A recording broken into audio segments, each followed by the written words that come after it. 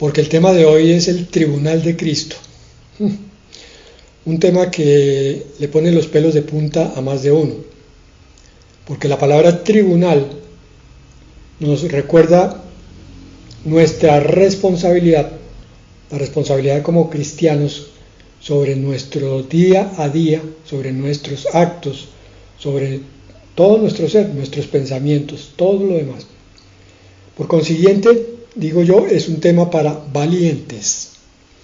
Así que, pues, si alguno no se siente capacitado, puede pedirle anestesia al Espíritu Santo para que lo mantenga mientras terminamos esta palabra. Insisto, el tema de hoy debe darnos responsabilidad como hijos de Dios ante lo que Él nos ha dado como regalo. La palabra griega para tribunal es bema, con B larga, bema. Esa palabra quiere decir tribunal de dos cosas, una que es un poco pesada y la otra sí nos gusta mucho. Tribunal de justicia, nos pone a temblar, pero también es tribunal de premiación. Esta es la que nos produce el gozo. Denota el sitio en el cual se sentaban a tomar decisiones de justicia los juristas romanos. Ellos construían una pequeña tribuna con escalones a la cual se subía para quedar a un nivel más alto que el que iba a ser juzgado, y en esa tribuna se sentaban precisamente dos tribunos. El uno actuaba como acusador y el otro como defensor. De esos términos es que arranca la palabra tribunal de justicia. Nosotros pensamos solamente en el castigo cuando oímos la palabra, pero quiero que tengamos en cuenta esto. Para los cristianos es diferente. La connotación de la palabra tribunal implica otras cosas, que es lo que vamos a analizar hoy. Pero sobre todo implica también premiación. Ese mismo tribuno tribuna, se construía para premiar a los competidores de un deporte cualquiera. Desde arriba se le ofrecía la corona con la cual se inscribía al ganador y a los segundos y terceros puestos. Pero la Biblia no enseña que habrá un solo juicio final para todas las personas. No enseña eso. La Biblia, en cambio, dice que hay varios juicios. Algunos de ellos ya han ocurrido. Se nos viene a la cabeza el juicio a Sodoma y Gomorra. Y hay otros que están pendientes, varios. Y uno de esos, también similar al de Sodoma, es el de Babilonia, que está en Apocalipsis. Pero miremos entonces de dónde viene la enseñanza bíblica del tribunal de Cristo. Romanos capítulo 14, versículos 9 al 13. Nos dice la palabra: porque Cristo para esto murió y resucitó y volvió a vivir, para ser Señor así de los muertos como de los que viven. Pero tú, ¿por qué juzgas a tu hermano? ¿O tú también, por qué menosprecias a tu hermano? Porque todos compareceremos ante el tribunal de Cristo.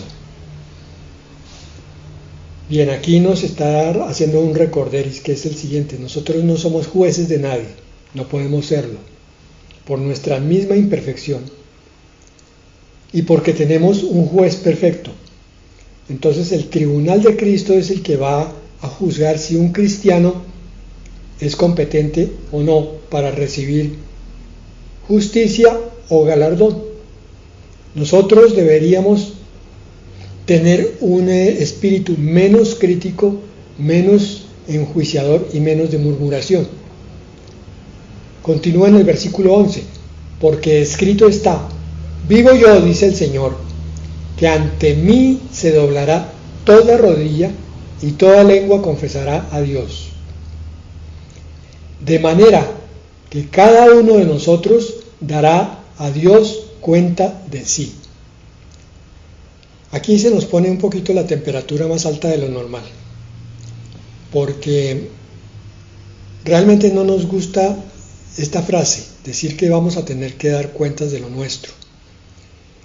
Pero es que tenemos que ser claros en que hay una responsabilidad como creyentes de todos los dones que Dios nos da, de toda su gracia derramada sobre nosotros, pues va a venir a pedirnos cuenta de eso precisamente. Entonces, ocurre que cada uno, dice allí ese versículo, cada uno, ni uno solo de nosotros va a dejar de asistir a este tribunal. Acordémonos que este tribunal ocurre inmediatamente después del arrebatamiento. Por eso estamos siguiendo una cierta secuencia más o menos cronológica.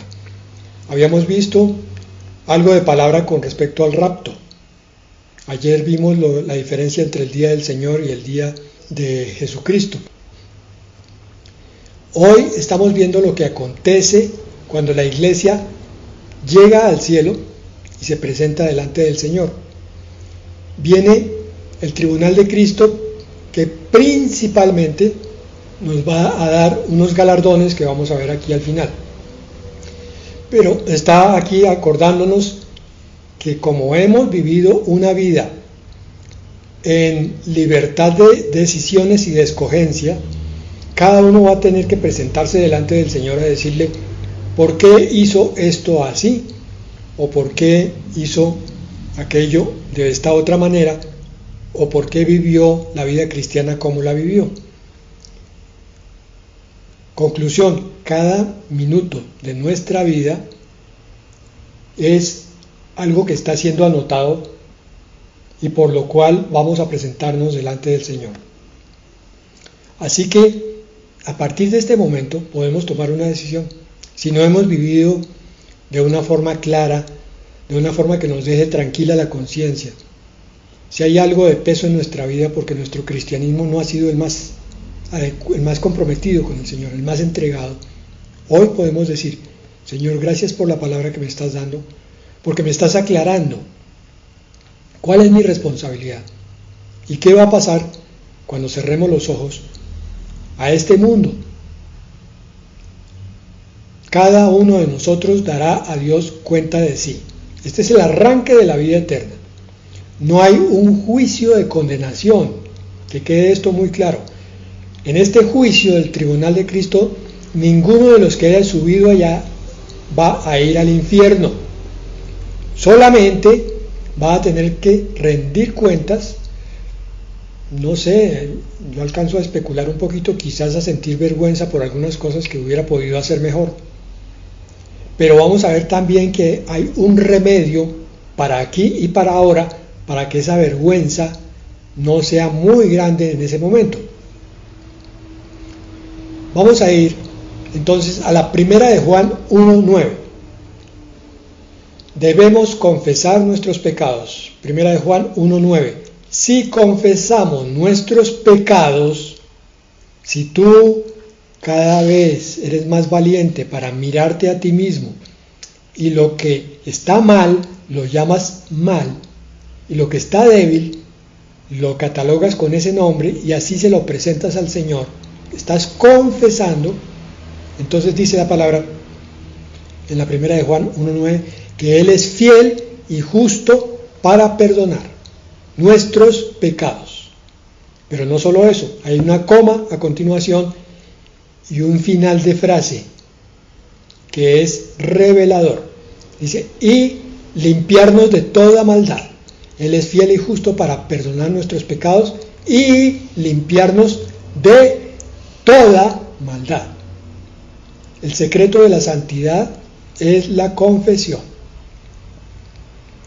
Si tú quieres vivir una vida comprometida con el Señor, entonces tienes que decidir primero ser completa y totalmente sincero para con Dios. Cada cosa que esté mal en tu vida, que tú descubras meditándola o por la lectura de la palabra o por la oración con el Señor, o que el Espíritu Santo te muestre, o que un amigo te exhorte o un pastor te traiga una palabra. Entonces tú dices, Señor, esto está mal en mí, soy valiente y soy sincero para entregártelo a ti y pedirte que me perdones. Y entonces no solo recibimos el perdón de ese pecado de ahí para atrás, sino que de ahí para adelante el Señor dice que nos limpia de toda maldad. Es decir, pecado confesado con corazón sincero es pecado que empieza a ser limpiado en esa porción de tu espíritu, de tu vida. Él empieza a santificarte todo lo que tú le pides perdón, todo lo que tú le confiesas con sinceridad.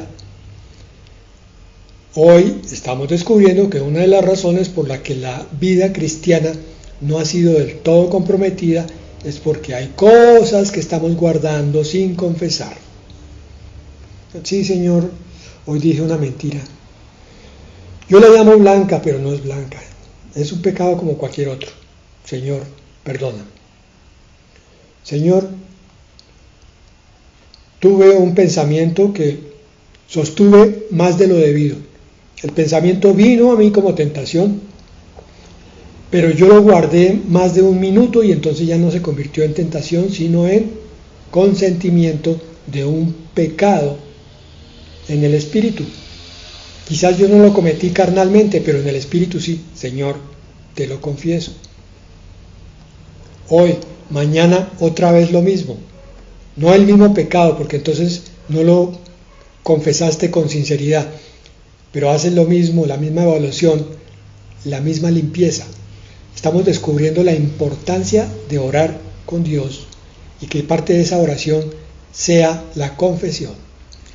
En 1 Corintios 11, 31 al 32 dice, con respecto a la cena del Señor, pero esto es aplicable a toda la vida, dice, si pues nos examinásemos a nosotros mismos, no seríamos juzgados. Ahí está claramente evaluada la situación con respecto al tribunal de Cristo. Si nos examinamos, si somos sinceros, valientes, llamamos a las cosas por su nombre, si las confesamos, entonces no seremos juzgados, porque todo pecado confesado será perdonado y llevado a santidad. Versículo 32, mas siendo juzgados, somos castigados por el Señor, para que no seamos condenados con el mundo. Aquí este juicio no es el del tribunal de Cristo, sino el trato de Dios para con nosotros cuando estamos en disciplina. Eso ya no se ve mucho en las iglesias hoy. Anteriormente el pastor ponía en disciplina a unos cuantos de los congregantes, de las ovejitas que no se estaban portando bien. Le decía, hermano, usted tiene que hacer durante un mes esta tarea, está en disciplina. O hermano, usted es el líder de alabanza, pero la disciplina suya es que durante un mes no puede dirigir el grupo, así que apártese, por favor. Y obviamente eso acarreaba vergüenza pública, pero ya no vemos eso. Ya son muy pocas las iglesias que hacen disciplina, porque son muy pocas las iglesias que predican esto, son muy pocos los cristianos que tienen conciencia de que nuestra responsabilidad es grande para con Dios. Bien, entonces vamos a dividir el juicio en las dos partes. La primera, la más desagradable, el juicio a los cristianos, y la segunda, los premios. Empecemos con el juicio a los cristianos, o los juicios. No habrá pecado que quede encubierto, porque Dios es santo. Todo va a salir a la luz. Pero lo único que no nos avergonzará será el pecado pasado, antes de conocer y aceptar a Cristo, y el pecado confesado. Si yo acepté al Señor como mi Salvador, mis pecados de ahí para atrás son perdonados. Si yo confieso mi pecado hoy, de ahí para atrás mi pecado es perdonado. Por tanto, no seré juzgado. Pero quiero hacer la claridad otra vez. No habrá en el tribunal de Cristo juicio sobre el pecado en el sentido de castigo.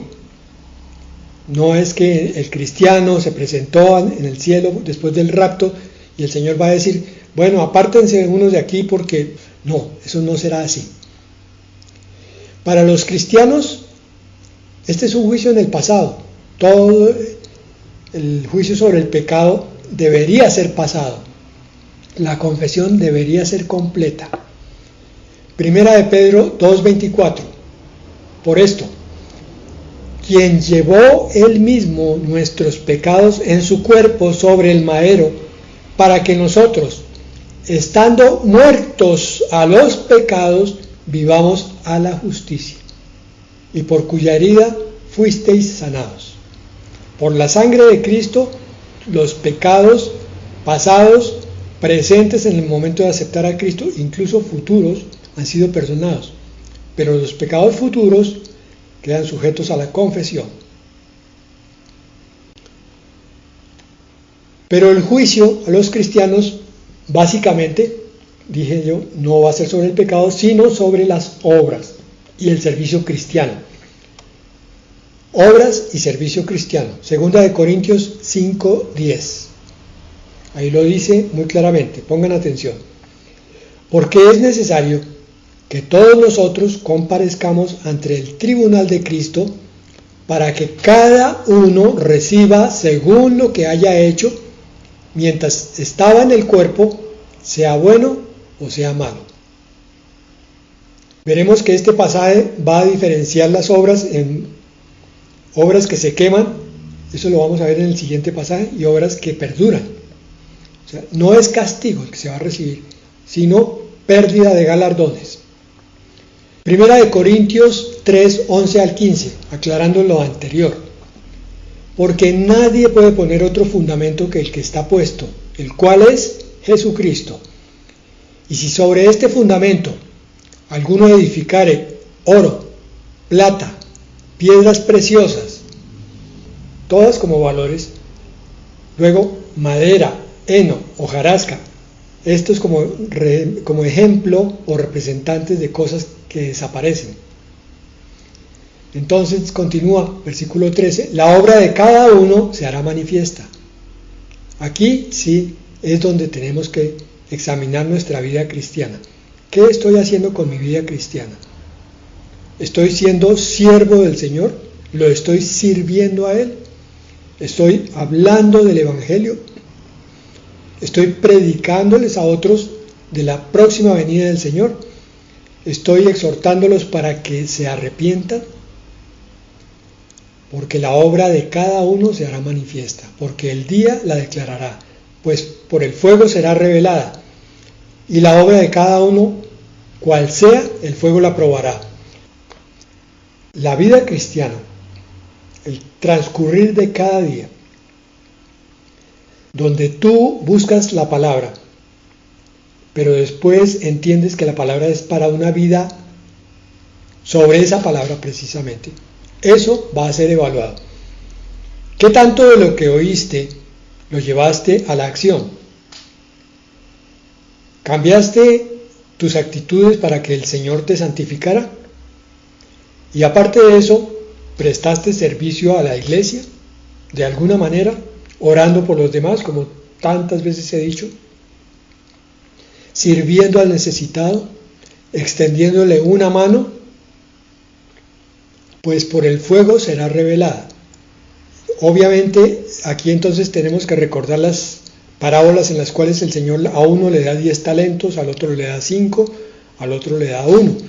Al que le da 10, que puede ser el pastor de una iglesia grande, le va a exigir mucho más que al siervo que vivió apenas 5 años de vida cristiana y que solamente se le presentaron 3 o 4 o 10 personas y a todas les habló, les predicó el evangelio que él conocía de acuerdo a su testimonio. Hermanos, yo no conozco mucho la palabra, pero vengo a hablarles de Jesucristo, del que me hablan en mi iglesia, del que está en mi Biblia, porque Él es mi Salvador, y yo les pido a ustedes que lo miren y lo busquen también como Salvador, No les puedo traer ningún versículo de memoria porque no me sé ninguno, pero con mi vida estoy dando testimonio de que el Señor me ha sacado del hoyo profundo. Ahí está predicando, ahí está dando testimonio, ahí está trabajando para Cristo. Hay muchas maneras de trabajar para Él. Entonces, lo primero que tenemos que hacer también es evitar las disculpas. No, es que no tengo tiempo, no, es que no conozco la Biblia, no, es que yo no he hecho institutos bíblicos, no, es que yo apenas llevo 10 años de vida cristiana, cuando tenga 30 o 40 creo que ya seré capaz. No, con un año de vida cristiana ya se puede dar testimonio, incluso antes. Pablo, cuando era Saulo, cayó al piso, al segundo día ya estaba recibiendo la vista y recibiendo el Espíritu y salió a trabajar para el Señor inmediatamente. Miren lo que dice a continuación en el versículo 14 y 15 para que tengamos esto claro. Si permaneciere la obra de alguno que sobreedificó, o sea, edificó sobre Cristo, recibirá recompensa. Si la obra de alguno se quema o se quemare, él sufrirá pérdida, si bien él mismo será salvo. Vean, esto no es castigo, no es infierno ni nada por el estilo. Aunque así como por el fuego. ¿Qué es lo que pasa? Este fuego de prueba viene a quemar la obra que no estaba bien cimentada. No estaba hecha sobre Jesucristo, sino quizás sobre su egoísmo, sobre su vanidad, sobre el amor al dinero o lo que fuera.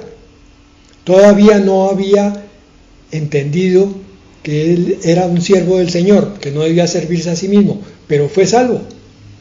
Y entonces llega allá y lo que ocurre es que sufrirá pérdida, pierde premios, pierde galardones, pero no hay condenación. Esta es la característica del tribunal de Cristo. Por eso es tan importante, primero, repaso hasta aquí, que confesemos nuestros pecados aquí y ahora, para que lleguemos en santidad al momento en el cual el Señor nos glorifique y nos lleve allá. Y que mientras viene el Señor, todavía tenemos tiempo de trabajar para Él. Los días que quedan, pongamos en conciencia esto que estamos viendo y vamos a dedicarnos entonces a servir a nuestro Dios, que lo dijo: yo no he venido para ser servido, sino para servir. El Señor ya te sirvió a ti, me sirvió a mí, ahora sirvámoslo a Él. Primera de Corintios 4:5. Así que no juzguéis nada antes de tiempo hasta que venga el Señor, el cual aclarará también lo oculto de las tinieblas y manifestará las intenciones de los corazones, y entonces cada uno recibirá su alabanza de Dios. Yo creo que con respecto a esta palabra, todos nos hemos preguntado, bueno, Señor, yo creo que yo soy salvo, ¿cierto? Tengo que confesarlo por fe, porque yo tengo un compromiso contigo, pero mi hermano, Señor, aquel hermano, ¿sí será salvo, Señor? Se nos alborota un poquitín el corazón murmurador o el corazón criticador. ¿Ese sí será salvo, Señor? La palabra te está diciendo: no juzguéis nada antes de tiempo. No te pongas a preguntar si tu hermano es salvo, déjaselo al Señor, porque Él aclarará todo lo que está oculto de las tinieblas. No te afanes. Si le descubres un pecado oculto a tu hermano, ora por él, porque el Señor sacará todo a la luz. Esta es la responsabilidad del pastor. El pastor tiene que procurar vivir en santidad, sin tinieblas, porque ustedes se imaginan lo que pasa en una iglesia cuando una oveja descubre que su pastor está en pecado. El conflicto tan grande para esa oveja. ¿Qué hago?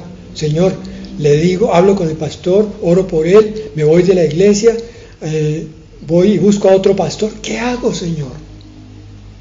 Pobre oveja, cuando pasa eso. Y pobre pastor, cada uno recibirá su alabanza de Dios, su galardón. Esto sucederá cuando Cristo venga y nos lleve, dice Apocalipsis 22:12. He aquí, yo vengo pronto, y mi galardón conmigo, para recompensar a cada uno según sea su obra. Al que le dio más, le exigirá más. Al que le dio menos, pues menos. Pero a todos y a cada uno va a galardonar de acuerdo a cómo haya trabajado en lo poco y en lo mucho. Para trabajar para el Señor yo no necesito ser pastor, profeta, maestro de la palabra, diácono. No, cada uno de nosotros es siervo de Dios y cada uno puede servir al Señor de muchísimas maneras. Con su tiempo, con su oración, con su corazón, con su cuerpo, con sus manos y también, obvio, con su dinero. ¿Quién será el juez de este tribunal? Segunda de Timoteo 4:8. Por lo demás me está guardada la corona de justicia, la cual me dará el Señor, juez justo, en aquel día. Y no solo a mí, sino también a todos los que aman su venida. Tenemos el juez, el mismo que va a juzgar a las naciones, ya ha hecho este tribunal de Cristo allá arriba en el cielo. Bueno, les tengo una buena noticia. Ya pasó la parte pesada de esta palabra. Ya vimos en qué consiste la parte de la justicia del tribunal. Ahora vamos a ver la parte de los premios. Recuerden, lo dijimos al principio, la palabra bema es el sentido de un instante o una acción de un tribunal, tanto para justicia como para premiación. Vamos a ver los premios. Se menciona primero varias coronas en la Escritura que el cristiano puede lograr como premios. Primero, la corona de la vida. Esto lo habíamos visto hace unos meses, pero creo que hoy, por la forma como estamos enfocando todo el tema de la escatología, esto puede quedar mucho más claro. Estos son premios que tú debes buscar, mi hermano. La corona de la vida. Este es el premio a la fidelidad, aún hasta la muerte. Santiago 1:12 dice así: bienaventurado el varón que soporta la tentación, porque cuando haya resistido la prueba, recibirá la corona de vida que Dios ha prometido a los que le aman. Bienaventurado el varón que resiste la tentación, porque no solo está caminando en santidad, no solo está dando testimonio de vida, sino que va a recibir un premio al final. Cada tentación resistida, mi hermano. Cada vez que tú clamas al Espíritu Santo, fortaléceme, Señor, para que esto me dé vida, porque sé que además hay un premio. Aunque, Señor, yo no camino mi vida cristiana por el premio, sino por ti. B, la corona incorruptible, la segunda corona. Este es un premio para aquellos cristianos que viven una vida separada para el Señor, una vida santificada, que es lo que quiere decir separada. Aquellos cristianos que se han apartado del mundo, ya el mundo no los satisfizo más, y ahora buscan su gozo y su satisfacción en las cosas del Señor. Primera de Corintios 9:25. Todo aquel que lucha, de todo se abstiene. Ellos a la verdad para recibir una corona corruptible, pero nosotros una incorruptible. De todo se abstiene, este es el núcleo de esa palabra. Los que se abstienen de contaminación del mundo, sino solamente usan internet para sus búsquedas de palabra y de enseñanza del Señor. Ya no más van a reuniones mundanas donde hay licor, cigarrillo, droga y sexo. Ahora, en vez de eso, buscan estar congregándose o por lo menos en oración y en comunión. C, tercera corona, la corona de gozo. Este es un premio para los ganadores de almas, los que yo hablaba ahora, los que evangelizan a otros con o sin Biblia, con testimonio de vida. Sí, Primera de Tesalonicenses 2:19. Porque ¿cuál es nuestra esperanza o gozo o corona de que me gloríe? ¿No lo sois vosotros? Delante de nuestro Señor Jesucristo en su venida. Ay, pastor, no entendí esa palabra. Tranquilo, hermano. Mira, tú estás recién llegado del arrebatamiento. Acabas de pasar por ese gozo cuando estabas en la tierra de que oíste la final trompeta. En un instante, esa trompeta te erizó todo el cuerpo. Te llenaste de una emoción celestial como nunca la habías sentido, precisamente porque es celestial, nunca la habías sentido. Entraste en un momento de éxtasis. En el siguiente instante, en un abrir y cerrar de ojos, te viste subiendo con muchos de los tuyos alrededor, muchos de tus hermanos creyentes y muchos de aquellos que sabías que habían muerto en el Señor. Y también sabes que ahí está Samuel y que está David y que está Abraham subiendo contigo. Entonces imagínate el gozo. Pero no solo eso, sino que de pronto entras a una nube y allí te está esperando el Señor Jesucristo y lo ves cara a cara. El cuerpo ya no te cabe de la vibración tan tremenda que te sacude en el espíritu, te tiene temblando porque ahora estás viendo a tu Señor y Salvador, a tu Creador cara a cara, cosa que nunca podías imaginarte anteriormente. Ahora sí lo ves en forma absolutamente real. Y estamos en una nube. En el siguiente instante el Señor ya recogió a todos los suyos y esa multitud tan inmensa ahora empieza a subir con el Señor hasta el tercer cielo. Llega allá a las moradas de Dios.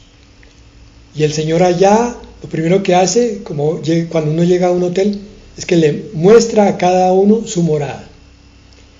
Inmediatamente te llama al tribunal. Ya descansaste, ya comiste, ya estás listo, te bañaste. Entonces ahora puedes venir al salón de reuniones porque el Señor te convoca para que tú le muestres tu vida a Él. Y llegó el momento de la premiación. Y entonces, en ese momento de máxima vibración, estás viendo a tu Salvador otra vez. Estás viendo el cielo. No te lo podías imaginar en la tierra. Ahora es real. Y el Señor empieza a repartir coronas y una de esas es esta, la del gozo. Te dice, mira, hijo mío, por cuanto tú trajiste a mis pies con tu testimonio, con la palabra que le predicaste, no te pudiste acordar de versículos de memoria, pero eso no importó, porque fue tan de corazón humilde y sincero que rendiste tu testimonio, que estas personas que están aquí, estas 10 o 5 o 20 o 50, llegaron a mí por tu testimonio. Recibe tu corona de gozo. Otro momento de máxima vibración. Yo creo que tú has estado en una premiación. Y tú te puedes imaginar lo que siente el premiado cuando está recibiendo ese premio que no es para todos, pero tú lo recibes. Este es lo que está diciendo este versículo. ¿No lo sois vosotros? Porque tú trabajaste arduamente y bueno, no pudiste compartirle sino a 10 o a 20 durante los años de vida cristiana porque tú no eras un pastor de iglesia. Bueno, ¿a qué? Esas fueron las 5 monedas o la moneda única que te dio el Señor y tú se la estás devolviendo. El Señor ahora te dice, mira, esta es tu corona, tu galardón. Pero yo estoy seguro que estos galardones, estas coronas, simbolizan mucho más que eso, que solamente un instante de premiación. Para mí esto es algo que simboliza quién sabe qué gran don de gracia en la vida eterna. Alguna vez me llegó a mí una visión que me explicaba esto. Es como si en la premiación yo llegara sin alas a ese salón y el Señor me dice, hijo mío, te voy a premiar con esta y esta corona. O mejor, va a ser el símbolo de una cualidad que tú vas a tener por la eternidad. más o menos como si fueras un ángel, te doy un par de alas. Pero como estás recibiendo 3 coronas o 4, entonces ahora no es un solo par de alas, sino 2 pares de alas. ¿Qué tal 3 pares de alas? Yo creo que los de 3 vuelan más rápido que los de 2. Estoy hablando en un lenguaje figurado. Nosotros no vamos a recibir alas, pero los ángeles sí las tienen. ¿Por qué hay ángeles que tienen 3 pares, otros 2 y otros 1? Eso es para que lo pienses y medites. Quiere decir que cada día en tu vida aquí es muy importante.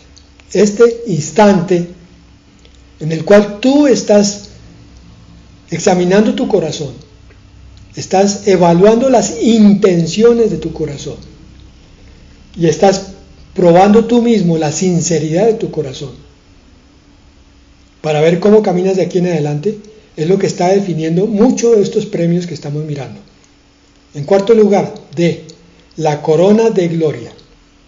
Esta es la corona para los pastores, los ministros que en verdad lo son, pero también pues para los ganadores de almas, porque yo siempre digo que los padres de familia, padre y madre, son pastores de su congregación, de su familia. Primera de Pedro 5, 2 al 4. Apacentad la grey de Dios que está entre vosotros. Esta palabra me toca a mí cada día. Me manda el Señor a apacentar a mis hermanos, cuidando de ella. No es porque a mí me encante hablar y dar sermones, sino porque es cuidándolos que tengo que hablar. No por fuerza, es decir, no imponiéndose.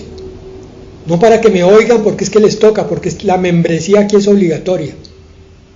Sino voluntariamente, dice la palabra. No por ganancia deshonesta. A ver, vamos a pasar lista quienes no han diezmado. Sino con ánimo pronto. Sirviendo, digo yo entre paréntesis, como para Dios y no para los hombres. Este es el pastorado que el Señor evalúa todos los días. No como teniendo señorío sobre los que están a vuestro cuidado. Es que yo soy aquí el pastor y por tanto se hace lo que yo diga. Sino siendo ejemplos de la grey. Esa es la verdadera autoridad. Cuando el pastor no es un tirano, sino está mostrando con hechos que la palabra sí se puede cumplir. Mejor dicho, se cumple. Porque primero se ha cumplido en él. Y aquí termina este versículo. Y cuando aparezca el príncipe de los pastores, vosotros recibiréis la corona incorruptible de gloria. Qué tremenda palabra. Este es el verdadero premio. No es si la iglesia tiene 20,000 o 50,000. O si los 20 o 100 todos me elogian. Eso no es el verdadero pastorado. Es trabajar para que el Señor sea el que reciba la gloria y para que un día aparezca el príncipe de los pastores. Y algunos dicen que son 7 coronas, hoy solamente vamos a ver 5. La corona de justicia. Esta corona es para premiar a los que aman su segunda venida. ¿Amas tú la segunda venida del Señor? ¿Amas tú el arrebatamiento? Segunda de Timoteo 4:8, así lo dice la palabra.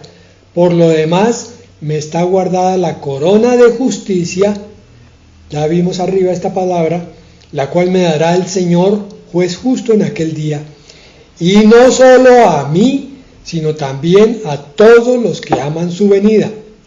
Aparta de ti el temor con respecto al arrebatamiento, sácalo en el nombre de Jesús, porque el temor es echado fuera cuando el amor entra.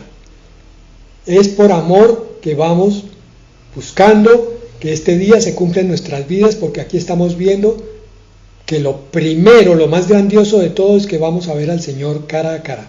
Y lo segundo es que Él, a pesar de todo lo que nos ha dado, de tantos y tantos regalos y misericordias, nos sigue dando premios en la eternidad.